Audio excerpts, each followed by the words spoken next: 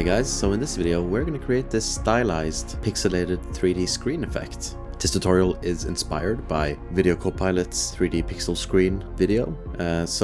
This effect, mostly it's generated all inside Fusion. We're just relying on this image here, which is a hanger HDRI and also a grunge texture that I found online. So those are the only images used to create this scene. So yeah, without further ado, let's get started. First things first, let's add in a background. View that. We are going to change the color to essentially a dark blue background. And then let's add in a merge. And then add in a text plus. Pipe that in. Now type in some cool text. So I'm going to be really edgy and type in Compit. You can also change the font to something you like. You can also scale the text up and then make it a red-orange tone color. So something like that. Then let's drag the text node up a bit and add in another merge. Then add in a rectangle mask and pipe that into the green input of the merge. It connects to the blue one automatically, so just make sure it goes into the green input. Then we can lower the height. You can lower the height to something insanely low, like 0.003. You can disable show view controls to see the rectangle a bit better. And we can move it to something like 0.39. And then we can add in a duplicate node. Also copy and paste the merge. Pipe the mask into the duplicate and pipe the duplicate into the merge. And then in the duplicate node, let's just come into the center setting here and just lower the Y value to 0.41. That's nice. And then let's just grab all of this and move it up even more. And then add in another merge. Add in another text plus node. Pipe that into the new merge here. And in this one, let's just move it in the middle here. And in this one, just write some profound text that can go in the text box. Switch to a font you like, and then just scale it down a little bit. So I'm going to choose this font, and I am going to scale it down just a little bit. All right, so now we have a pretty good starting point here. Let me just also, before we proceed, animate the write-on in the Compit text node here. So you can see if we drag this, you're essentially writing out the text. So on frame 15, make a keyframe, and then just drag the slider all the way to 0. And then we can go to frame 50 and we can slide it all the way up. So then we have a nice animation of the text being written. And then for the second text here, you can go to frame 50, create a keyframe on the write-on for that node as well. Lower the value all the way to 0 and then go forward 1 or 2 seconds. We can go 2 seconds. We can increase the value to 1 so that over the course of 2 seconds, then this text is coming back in. So for frame 145, let's create a new keyframe, go to frame 150, lower it all the way. And then what we can do is we can come up into the text box here, click this keyframe icon here, then go forward 1 frame, then change this text to something even more profound. Then create a keyframe on the write-on value here, and then we can go forward to frame 200. The reason I'm choosing these numbers essentially is because I'm in Europe and the standard in Europe is 25 frames per second. So every 25th frame is essentially a second. So I'm going from 150 to 200, 2 seconds, right? So if we just play this back now, you can see we have this nice little text animation here. These lines are lingering a bit. So let's just quickly create another rectangle mask to deal with that real quick. Pipe this into the blue inputs of the 2 merges here. And then for this one, I'll just widen it out a bit. I want this to essentially, so I want the text to come in, then I want the bar to show, and then the second text is coming in. And when this one is done, we can show the second bar. Let's go into the keyframes here for quick adjustments. Show only selected tools. Yeah, let's increase this to 5 frames, and then just select them as well, and then Shift S to smooth out the animation. So now we've created the contents of our screen. So let's go ahead and turn this into a pixelated display.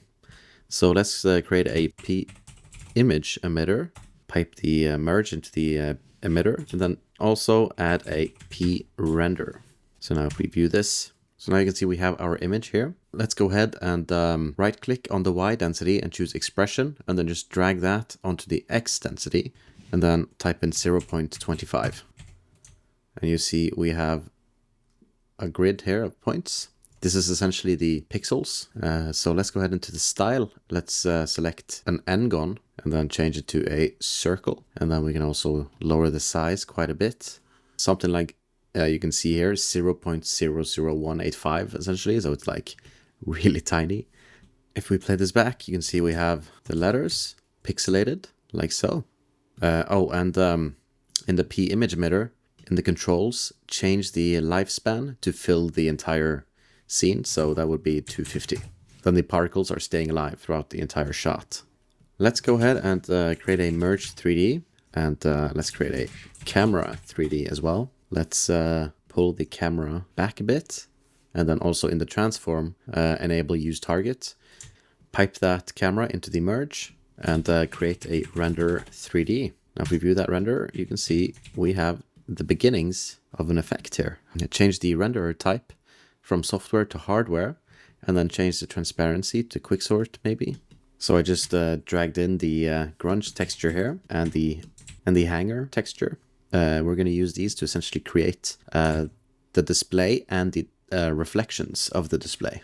So with the grunge texture, let's create a color corrector. Let's just lower the gain to 0.3 so that we're essentially subduing the scratches quite a bit. Then let's create a cook torrents node. Then we can pipe that into the yellow input of that, like so. So if you view it, we have this shader sphere here. Now let's create a reflect node and a sphere map. Pipe the HDRI into the sphere map, and then pipe the sphere map over the reflect node. Hold down Alt as you drop it, and then you can select reflection color material. You can do it again, hold down Alt and drop, and then we can choose refraction tint material. And now if we pipe the cook torrents here into the yellow input of the reflect node, if we view this, you can now see we have a texture with the grunge texture at the core of it, and we have all of these reflections around it. So this will be our screen material. However, you might notice that the HDRI is, the highlights are clipped, and that is because this HDRI is in linear color space. So let's just drop down a gamut node and set the output space to sRGB. And then we can actually just copy this color corrector node from the grunge. Just copy that after the gamut. Now if we view that, we're essentially lowering the highlights so that we're getting all of these details here back. So if we now look at the reflection, it's a bit nicer. Now let's just reorganize these nodes real quick. So I'm just going to pull the reflection up here so that it's moving in the right direction. So let's go ahead and add in an image plane 3D. We can pipe this into the image plane. Essentially a screen here with some reflections on it. However, you can see that the reflection is really clear, so we're just going to cheat that. Let's add in a defocus node after the color correction on the EXR or the HDRI. And now you can see our image is blurred. We can change that to 3, so that's like really out of focus. So let's add in a merge 3D, pipe the image plane into the merge, and then add in an ambient light, pipe that in. Also add in a spotlight. Add in a render 3D and pipe the camera into the merge. Now if you view this, the camera is going into both of these renderers. And we can now take the second render 3D that we created, we can pipe that into the first renderer, essentially the particles. If we view that, and then we increase the burn-in slider all the way, you can now see we have an image here. And if we go into if we just split the viewers into the 3D scene, however we move the camera, you can see that the texture is following. Let's just disable HQ for now. What we also can do is just take the image plane and we can pull it a bit out on the Z-axis to essentially create the illusion that we are looking through glass. But yeah, this will be more visible down the road, I think. Let's take our spotlight and into the transform, enable use target, and we can move this back and out to the side quite a bit. We can put it up a bit as well so that it's matching the lighting of the room. Oh, and in the render 3D, after the lights, change the render type to hardware and then enable the lighting options. You can also change the C buffer to quicksort. Let's change the decay type to quadratic, lower the decay rate to you can see maybe 0.2, maybe 0.3. So now we're essentially adding in some dimension to our screen here. Now let's move this merge out a bit, and then I'm really starting to like this. However, I feel like we could make some color corrections to the different elements before we blend it any further. So let's add in a color corrector, and we can tint it towards cyan, something like that. We can also increase the gain a bit and lower the saturation to half. That's quite a big difference. Let's also, with the orange text here, let's create a luma here. Pipe it in like so. And for this one, we're going to choose saturation and then drag the sliders until you only have the text here isolated. And then add another merge. And then just put that in like that. And then you can add a erode dilate node in between them. So what we're essentially going to do here is that we're going to be eroding these points, and we are going to be adding in a glowing core to the pixels here to give it a bit more dimension. So when you can slide this erode dilate to suit your need and wants. I think I'm going to go with something like that. Then we're going to be adding in some glows. Let's add in a soft glow first. Let's just do that. Now let's take the blend to like 50%. And then increase the threshold to 0.28, something like that. And then also just lower the glow size all the way. So if you turn this on and off, you can see we're getting some interesting highlights there. Maybe it is a bit intense. So let's, in the merge here, just lower that to 0.75. Let's add in another glow. And this one just lower the value to 0.5. And then just copy this second glow here. And just increase the glow size all the way to 100. Now I can see that this is a little bit bright, so I realized that this background node here that we created is a bit too bright. So let's just go into the colors here and we can make it a bit darker. And you can see we are making some pretty solid changes to the screen already. We can also add another color corrector before the luma here and after the renderer.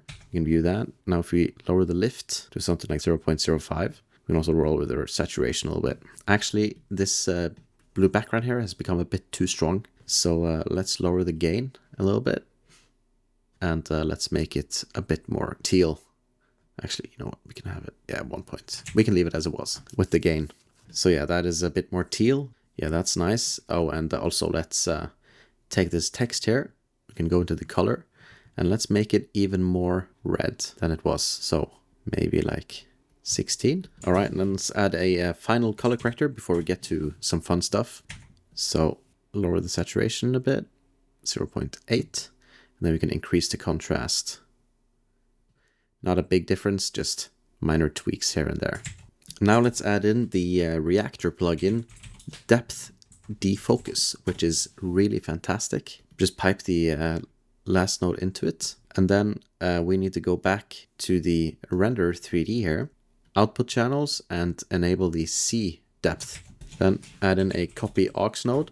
We can also create a router here and just like drag it all the way down. Now in the CopyAux, change the aux channel to Z and then enable remapping. Then hit detect range. And you can see we have a small issue. Our alpha channel is essentially transparent. You can see it has the grids. We want it to be one smooth surface. So what we need to do is essentially add in a image plane, 3D, pipe that into the merge. You can see something changed already. Just let's just view this here real quick and then just push it out a bit behind the particles and then just increase the size so that it's covering everything. In the controls, go into visibility and then uncheck this checkbox, suppress aux channels for transparent pixels. And then in the material, lower the opacity to 0. That way, if we now view the CopyAux, just make this Z translation here as small as possible. And then update range, and you should be good to go. Now what we want to do is we want to use this as a depth map. So let's add in a channel booleans node. Pipe this CopyAux node into the green input of the channel booleans. We set the operations here to do nothing for all of red, green, and blue. So do nothing, and then do nothing for the alpha as well, just in case. And then if you come into the aux channel and you enable extra channels, put the C buffer to lightness foreground and the C coverage to lightness foreground. Now if you go into the depth defocus, change the depth map channel to Z. Oh, and also drag the channel booleans into the green input as well. Now you can see we are essentially controlling the depth of field. If we increase the focus strength and foreground defocus multiplier, you can see it a bit better. So now we essentially have some pretty decent depth of field here. And this plugin is entirely free. It's on Reactor. Highly recommend you check that out. So in the depth defocus, we can set the strength to 30 and we can increase the quality to 10. We can also disable pre-gamma, post-gamma, because it's making my text clip and I don't like that. So I'm just going to disable that. Actually, maybe that's a bit much. We can go with 20. We're going to go to the first frame. We're going to add a keyframe here, and we want to add the focus point somewhere where the first letter will appear, somewhere like here. And then we can go, okay, so we're going to put that there, like that. Oh, and we can also just disable that first keyframe then, skim forward to when it's complete. In this case, it's frame 50. So like you can do this essentially however you want, of course. But yeah, so I'm just going to go forward a bit, pull the focus to the text here. And then we are following the writing of the word with our focus puller. And then at some point, it's going to be retracted. And by then, we're going to be back to the beginning of the word. And we're just going to follow this out. So something like that. That's nice. If you find this depth of field to be too intense, you can, of course, just lower it. So 15 is probably decent too. Maybe also this contrast is a bit sharp, so we can lower the contrast of the color corrector here. Very minimal. Let's add in some grain. So the grain is really strong by default. Let's just lower this to 1. And then I had almost forgotten that we need to animate the camera. So let's just view the render 3D here. Let's put the camera somewhere nice. Just right click, animate translate group to select all 3. And you can do that for the target as well. For this one, we want to essentially put it down and to the side. Go into the keyframes and then just move these keyframes to the beginning of the scene, and then go to the last frame. Let's also just increase the lifespan to like 251. Just increase the lifespan to like 500. But yeah, take the camera again and just move it, pull it upwards. And we can make some adjustments to essentially the target here. So we can hit Control G to get up the guides here. So you can center the text in the shot.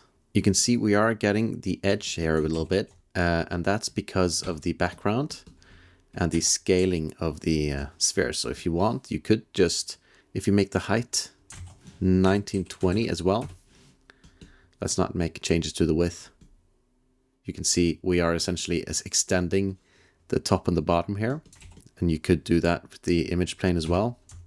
You could if we just view this, if we pipe this into the merge just temporarily, we can go into the image plane. We can uncheck this XYZ lock and the scaling. We can increase the Y scale to fit. Or at this point, actually, we could just add in a shape 3D, which is a perfect sphere, as you can see. Just delete this image plane, pipe this in there, and pipe this in there.